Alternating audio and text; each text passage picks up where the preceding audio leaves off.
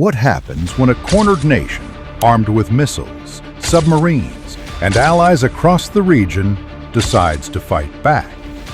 What happens when the Strait of Hormuz, just 6 kilometers wide at its narrowest point, is closed?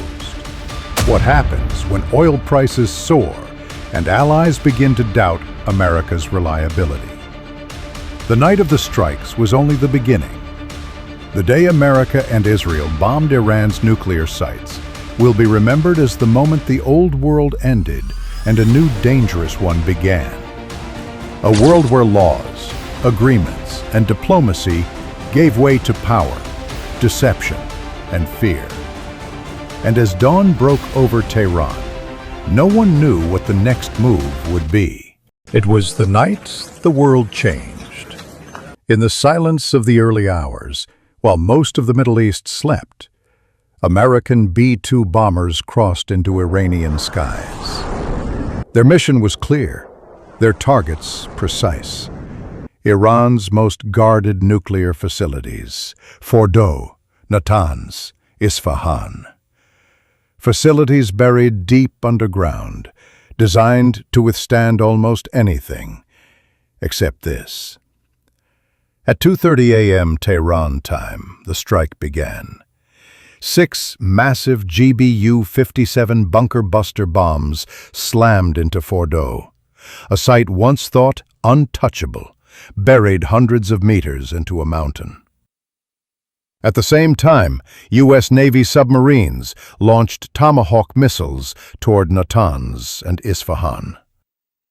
By dawn, Donald Trump appeared before cameras. His words were sharp, triumphant. "No one else could have done this. Iran's nuclear capability is destroyed. Long live America! Long live Israel!" But behind the victory speech, questions began to rise. Iran denied total destruction. Officials insisted the centrifuges and enriched uranium had been moved weeks earlier.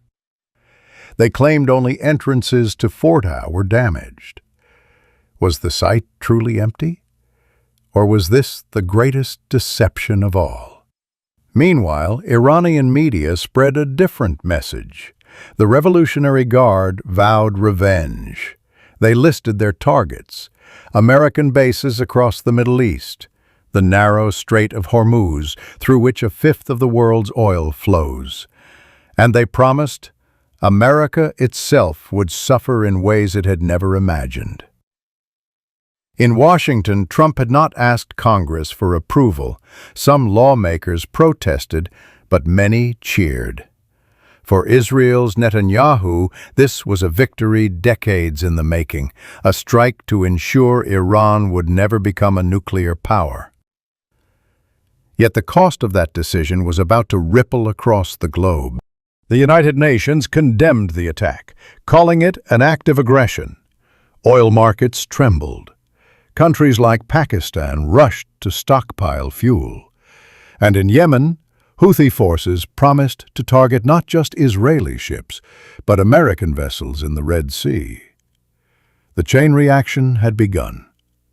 Would Iran strike back immediately? Would it close the Strait of Hormuz, choking the world's energy lifeline? Would American bases in Qatar, Iraq, and Saudi Arabia come under fire? And if they did, how far would Trump go? For now, America celebrated. Trump compared this victory to his earlier strike that killed General Qasem Soleimani in 2020. He reminded the world that he had always intended to stop Iran's nuclear ambitions at any cost. But the shadow of history loomed large. Vietnam, Iraq, Afghanistan. Could this be the beginning of another endless war?